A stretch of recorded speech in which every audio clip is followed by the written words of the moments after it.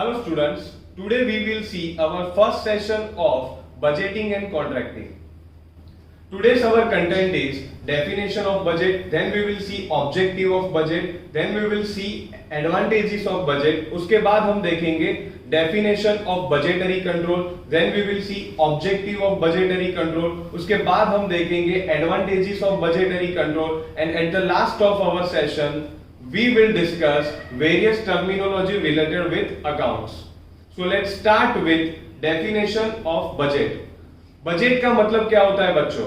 जब आप छोटे थे या फिर अपने चाइल्डहुड में थे तब आपके पेरेंट्स आपको कुछ ना कुछ पॉकेट मनी देते थे, राइट? तो पॉकेट मनी का आप क्या करते थे? आप मंथ के शुरुआत में ही सोच लेते थे कि ड्यूरिंग अ मंथ ये जो रुपए है वो मैं कहां पे जाके खर्च करूंगा। तो उसके रिलेटेड आपने क्या किया? उसके रिलेटेड आपने कुछ ना कुछ प्लान बनाया था, राइट? तो वो जो प्लान होता है उसको आप बजट कहते हो, क्योंकि आपको पता है कि पूरे महीने में मुझे इतने रुपए ही खर्च करने हैं, ये जो अमाउंट है उतनी ही मुझे खर्च करनी है। तो वो क्या करोगे? आप मंथ के शुरुआत में ही सोच लोगे कि ये जो अमाउंट है वो मुझे इस तरह खर्च करनी है। तो इसी रिलेटेड अगर हम कोई कंपनी की बात करें तो कंपनी में क्या होता है? कंपनी के अंदर कंपनी का जो टॉप मैनेजमेंट होता है वो अपने एम्प्लॉयज को कुछ ना कुछ अमाउंट देते हैं कि इतनी अमाउंट जो है वो आपको पूरे साल में खर्च करनी है।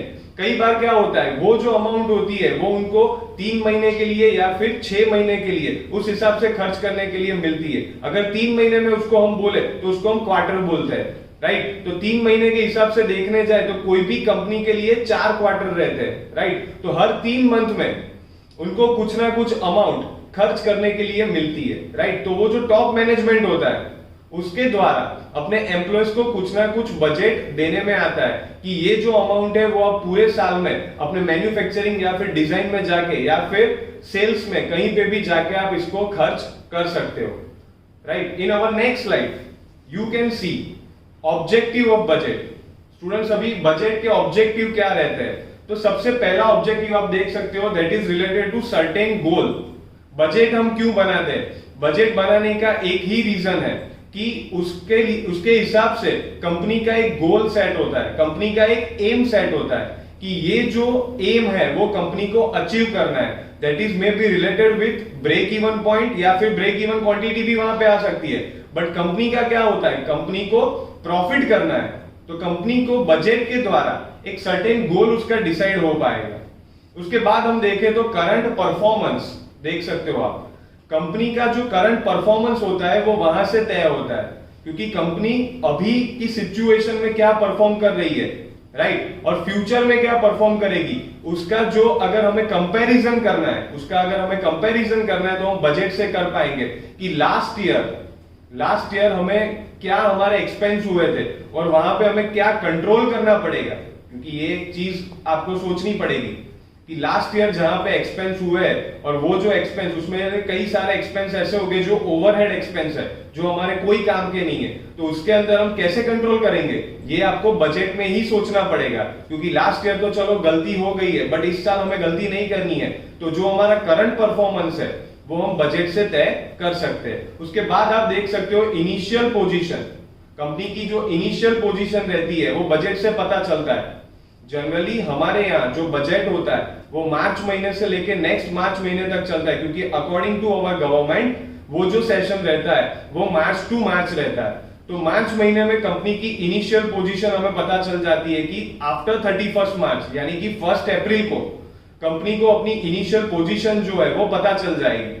तो उसके हिसाब से वो तय करेगा कि भी इस साल हमें कितनी अमाउंट खर्च करनी है, तो वो भी उसका एक ऑब्जेक्टिव या हम फंक्शन गिन सकते हैं। उसके बाद डेटा टू टॉप मैनेजमेंट को एक डेटा मिलेगा कि हमारे जो डिपार्टमेंट है वो फिर मैन्युफैक्चरिंग डिपार्टमेंट हो, प्लानिंग डिपार्टमेंट हो, डिजाइन डिपार्टमेंट हो, मेंटेनेंस डिपार्टमेंट हो या फिर सेल्स डिपार्टमेंट हो, तो वो सारे डिपार्टमेंट्स जो भी है उनको कितनी अमाउंट चाहिएगी कि इस साल उनको बजट में कितनी अमाउंट चाहिए, तो वो टॉप मैनेजमेंट जो है उसको वो डेटा लेना पड़ेगा। और वो डेटा लेने के बाद टॉप मैनेजमेंट डिसाइड करेगा कि हर एक डिपार्टमेंट को हमें कितने रुपए खर्च करने के लिए देने हैं, पर्टिकुलर फॉर 1 ईयर, या फिर हमारी बात हुई 3 महीने या फिर 6 महीने के लिए। लास्ट में आप देख सकते हो that is progress data. Budget से आप तय कर पाओगे कि ईच डिपार्टमेंट, जो आपका जो कोई भी डिपार्टमेंट हो, मैन्युफैक्चरिंग हो या फिर अलग कोई भी डिपार्टमेंट है, वो कितना प्रोग्रेस कर रहा है, वो भी आप बजट से तय कर पाओगे। तो अकॉर्डिंग टू देयर प्रोग्रेस जो टॉप अथॉरिटीज है वो क्या करेगी, उनको कुछ ना कुछ बजट प्रोवाइड करेगी। तो these are the objectives of budget. In next slide you can see advantages of budget. तो फर्स्ट एडवांटेज आप देख रहे हो, that is plan for future. अगर आपने बजट बनाया है तो बजट का एक फायदा क्या रहता है, प्लान फॉर फ्यूचर। अगेन हम जाते हैं अपने चाइल्डहुड पे।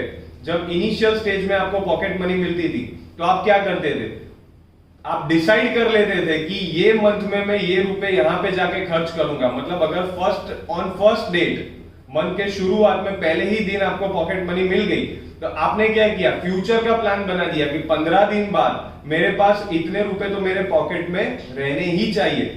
तो मैंने क्या किया, वहां पे फ्यूचर के लिए प्लान बना दिया। तो स्टूडेंट्स, कंपनीज भी यही करती है, कोई भी ऑर्गेनाइजेशन होता है वो भी यही करता है कि वो अपने फ्यूचर का प्लान बनाता है, इसीलिए वो बजट डिसाइड कर रहे हैं। उनका बजट डिसाइड करने का एक ही रीजन है, क्योंकि उनको अपने फ्यूचर का प्लान करना है कि इतने रुपए हमें एक्सपेंड करने हैं। In next point is that is yardstick. अभी ये यार्डस्टिक का मतलब क्या है, यहां पे आप देख सकते हो कि कोई भी कंपनी का जो परफॉर्मेंस होता है वो उसके बजट पे बहुत ही डिपेंड करता है।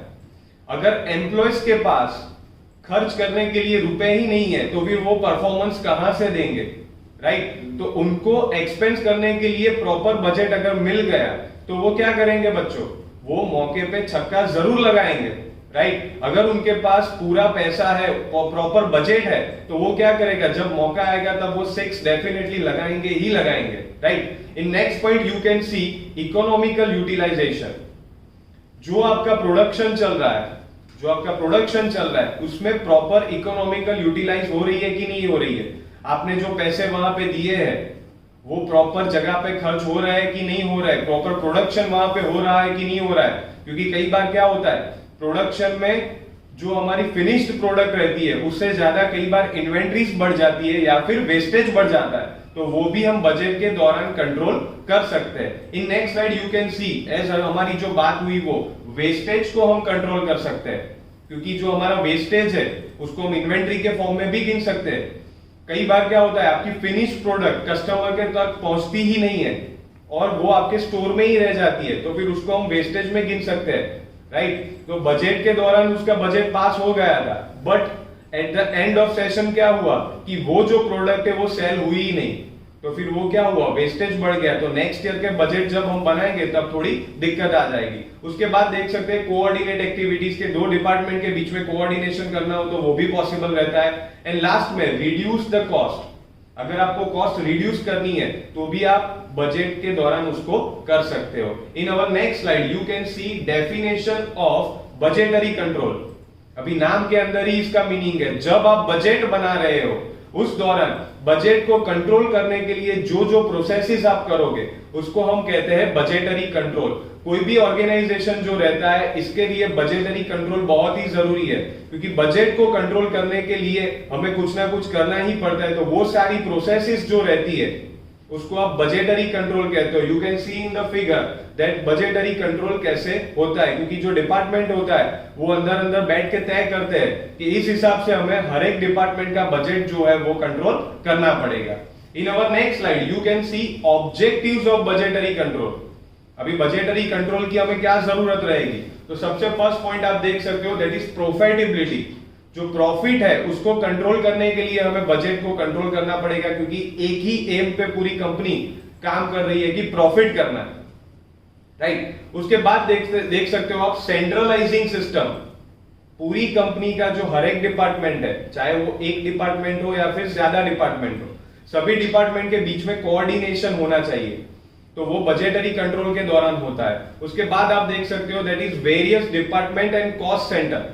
जो भी डिपार्टमेंट्स रहते हैं उसकी कॉस्ट को हमें कंट्रोल करना पड़ता है, उसकी जो कोई भी कॉस्ट रहती है उसको हमें कंट्रोल करना पड़ेगा, राइट? उसके बाद अचीविंग सर्टेन गोल।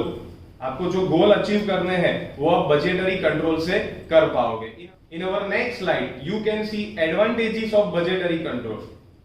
बजटरी कंट्रोल का फर्स्ट एडवांटेज क्या रहेगा कि कंपनी को अपने गोल्स एंड पॉलिसीज डिसाइड करनी रहती है, राइट। कंपनी को अपने गोल्स एंड पॉलिसी डिसाइड करनी रहती है, तो वो बजटरी कंट्रोल के दौरान हो जाता है। फिर कंपनी की जो वर्क एफिशिएंसी है, कंपनी की जो वर्क एफिशिएंसी है वो भी वहां से डिसाइड हो जाती है। डिपार्टमेंट की जो रिस्पॉन्सिबिलिटीज है, अलग अलग डिपार्टमेंट की कुछ ना कुछ रिस्पॉन्सिबिलिटी रहती है, तो वो भी बजटरी कंट्रोल से हो पाता है। स्मूथ रनिंग ऑफ बिजनेस, आपका जो बिजनेस चल रहा है उसका जो प्रॉपर गोइंग है, मतलब कि ऑन गोइंग स्मूथ कंडीशन रहे, तो उसके लिए भी हम बजटरी कंट्रोल यूज कर सकते हैं। In our next slide you can see various accounting terminology. अभी अकाउंटिंग टर्मिनोलॉजी की यहाँ पे क्या जरूरत है, इसकी जरूरत एक ही है, क्योंकि ये जो सब्जेक्ट है ये थोड़ा बहुत कॉमर्स के साथ भी कनेक्ट है, अकाउंट के साथ भी कनेक्ट है, तो ये सारी टर्मिनोलॉजी आपको पता होनी चाहिए। Like book value, net present value which is NPV, उसका शॉर्ट फॉर्म होगा एनपीवी। उसके बाद वर्क इन प्रोग्रेस है, एंड लास्ट में है GDP, that is gross domestic product. तो let's start with our first terminology, that is book value. Book value का मतलब क्या होगा बच्चों? बुक वैल्यू का मतलब होगा it is the value of machine और इक्विपमेंट और asset which is recorded in book. आपकी जो वैल्यू है, जो आपकी बुक में आपने लिखी हुई है, राइट, उसको हम बुक वैल्यू बोलेंगे। ड्यूरिंग अ परचेस प्राइस क्या होगा? जो इंस्टॉलेशन चार्ज हुआ है, ट्रांसपोर्टेशन चार्ज हुआ है, वो सब भी हमें उसके अंदर इंक्लूड करना पड़ेगा। In our next slide you can see NPV, net present value. Net present value में क्या होगा? बहुत ही सिंपल है कि जो डेप्रिसिएशन अमाउंट है, जो डेप्रिसिएशन अमाउंट है उसको हम वहां से डिडक्ट कर देंगे, तो उसको हम बोलते हैं NPV. In our next slide you can C work in progress. अभी वर्क इन प्रोग्रेस का जो मतलब है बच्चों, वो उसके नाम के अंदर ही है। जब आपकी प्रेजेंट वैल्यू चल रही है, आपका मशीन काम कर रहा है, उस वक्त उसकी जो भी प्रोसेस है, उसकी जो वैल्यू है, that we will consider in work in progress, right. In our next slide you can see GDP.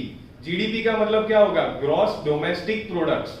GDP का मतलब क्या होगा? Gross domestic product. कोई भी नेशन है, मतलब कि कोई भी देश है, कंट्री है, उसके लिए जीडीपी बहुत ही मैटर करता है, क्योंकि जब हम पूरे वर्ल्ड लेवल पे बात करें तो जो आपकी कंट्री है उसको रिप्रेजेंट आपका जीडीपी ही करेगा, राइट। आपके देश में जो कोई भी प्रोडक्शन हो रहा है, वो फार्मा सेक्टर में हो या फिर मैन्युफैक्चरिंग सेक्टर में हो, आईटी सेक्टर में हो या फिर एग्रीकल्चर सेक्टर में हो, तो वो सब जीडीपी के ही हम डिसाइड करेंगे। तो in our next slide you can see some important questions regarding to this topic. आज हमने जो जो डिस्कशन किया उसके रिगार्डिंग क्वेश्चंस आप यहाँ पे देख रहे हो। उसके रिगार्डिंग अगर आपको आंसर देने हो तो नीचे कमेंट बॉक्स में हमने लिंक दी है, वहां पे जाके आप उसके आंसर दे सकते हो। In our next sessions we will discuss some more interesting things about budgeting and contracting as well as for estimating, costing and contracting. Thank you.